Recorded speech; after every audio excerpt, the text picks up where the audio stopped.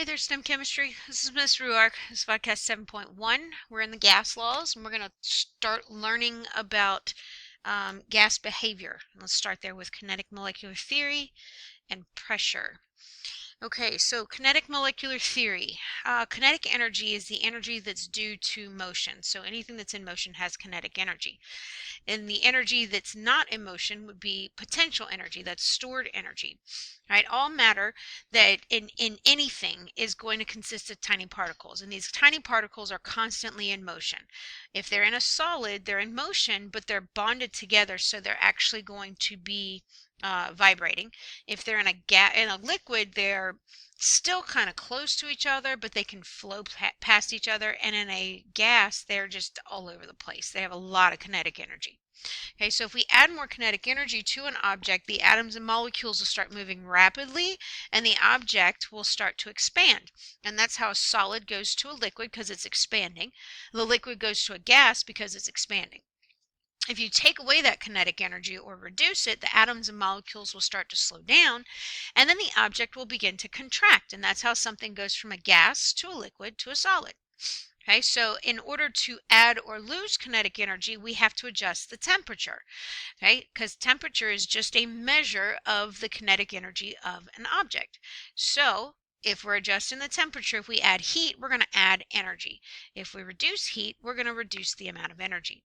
And the additional kinetic energy that's being added will cause these atoms and molecules to collide more often, and those molecules colliding is what causes that pressure. Okay, so there's a picture of a hot air balloon here, and that's because that's pretty much what happens inside of a hot air balloon when people are trying to go up. They pull the cord, it gives off the heat, that flame is going to heat up the gas molecules inside of the balloon, which are going to make them move rapidly, and the object will expand, which will make it less dense than the air, and it will float. And then if they want it to start coming down, they don't pull the little burner thing. There's little flaps on the top that allow that hot air to escape. And the person who's controlling the balloon can control those flaps. And if that hot air escapes, then you have no more hot air, or the air inside the balloon is cooler, which means it's going to contract on itself and the balloon will be able to go down. Okay, that's all due to gas laws. All right, so pressure. Pressure of an object is the force per area of an object. Okay, so how do we determine force? Well, force is caused by the collision of gas particles. Okay, so gas particles colliding with each other causes a force. Gas particles colliding with the container is what causes the pressure. Okay, and vacuum, and you might hear that people call space a vacuum, and a vacuum is it's just a place where there's empty space. There's no particles, there's no pressure, there's no matter. Okay, so a lot of people will say that outer space is like a vacuum, and that's because there are so few particles, so few gas particles, the pressure is minimal that they say it's negligible, and so it doesn't matter. Okay, but there is matter. There are small particles of gas. There's not a lot, but small particles of gas in space, and so it's not technically a vacuum, but that's okay. All right, just some more information about gases. Gases are compressible. So what does that mean? That means how much of the volume of a gas you can decrease under a given amount of pressure. So a gas is compressible. You can compress it. A liquid, if you try to compress a liquid, you can only push so much and then it starts to squirt out the sides of the container. And you can't compress a solid very well because it's not really going to go anywhere. Now, if you have a lot of pressure, you can compress a solid, but we'll get into that later. We're talking about gases. All right, why can you compress these gas molecules? Because there's a lot of empty space between the gas particles. So they're easily compressed or squeezed and forced into a smaller volume. If you do that, you're going to increase the pressure. Okay, so atmospheric pressure is something that you're all familiar with. We deal with it on a daily basis. You hear the weather person talk about the atmospheric pressure and they talk about the barometer, right? So atmospheric pressure is measured by the use of a barometer. And the pressure from the atmosphere results from collisions of these particles, those air particles. And the pressure that we feel the pressure or the result of those collisions is exerted on the earth by the layers of the air that's around us. Okay, so here we are close to sea level in Augusta, Georgia. We are roughly at about 550 or so feet above sea level. So, being that we are at a lower elevation, we have a whole lot of air particles around us, and so therefore we have a higher pressure. Okay, we are close to the pressure of sea level, slightly off. If you were to go into the mountains, let's say you go into the mountains of Georgia, or you go up the Appalachian Trail and into the mountains of North Carolina, or let's say you get real crazy and you go out to the Rocky Mountains. Okay, you're at a higher elevation. At a higher elevation, there's going to be fewer air particles, which means you're going to have a lower pressure.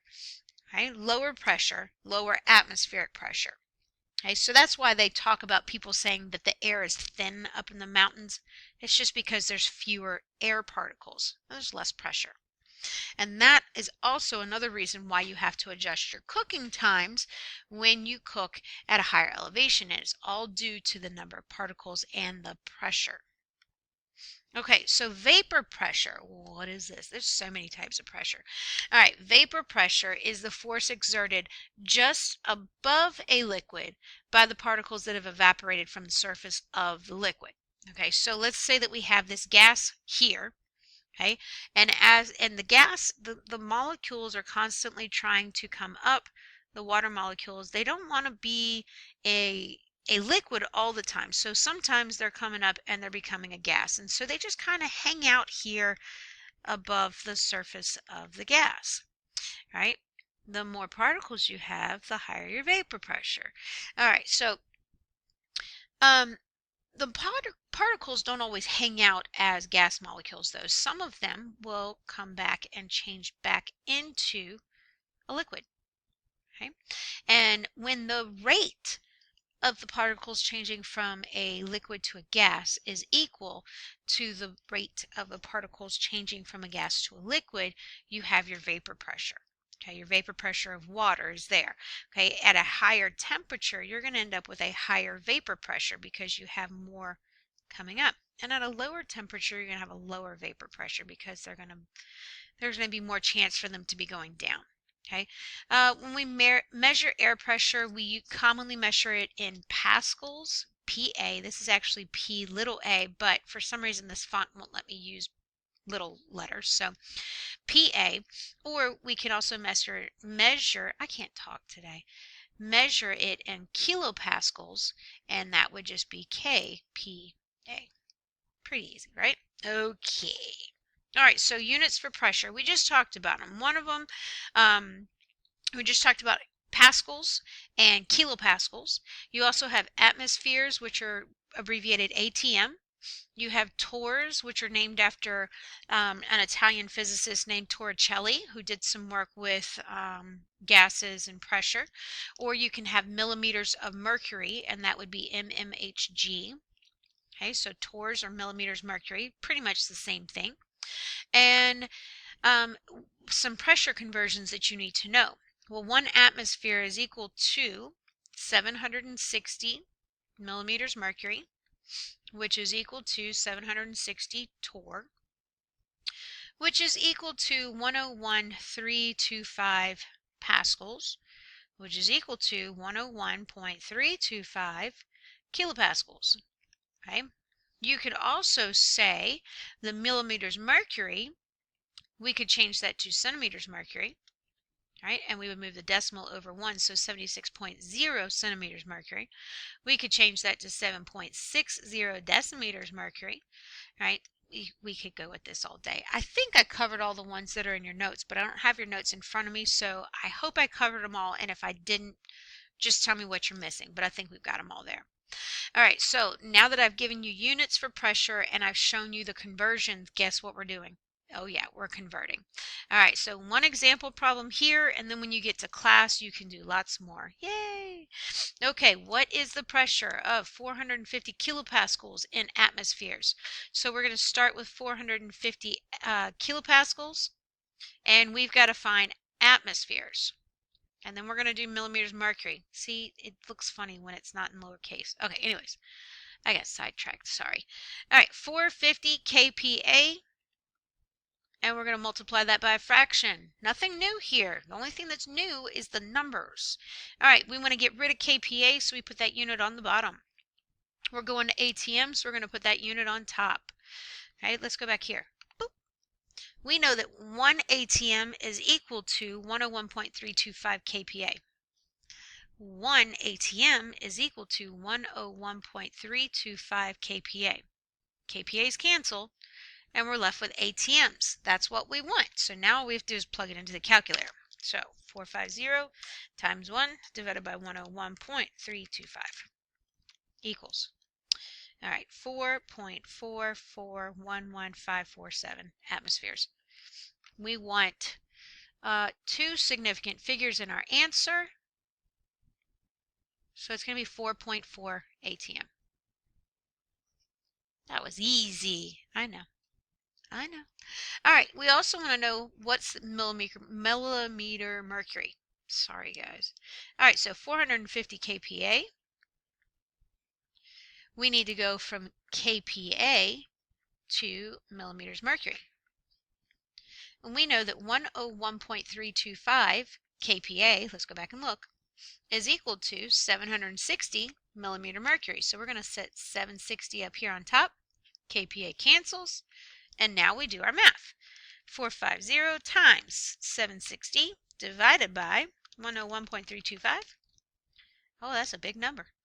3375.277572, and a partridge in a pear tree. Okay, I know it's not Christmas, but sorry. 2 significant figures. The 7 makes the 3 change, so 3400 mmHg, or don't forget scientific notation, so you can do 3.4 times 10 to the third. Don't forget your units, millimeters mercury. So either one of those will be accepted. Okay. All right. I think that's it. Yep, because there's nothing there. I slacked and didn't put my chemistry cat. All right, guys, I'll see you in class. Bye.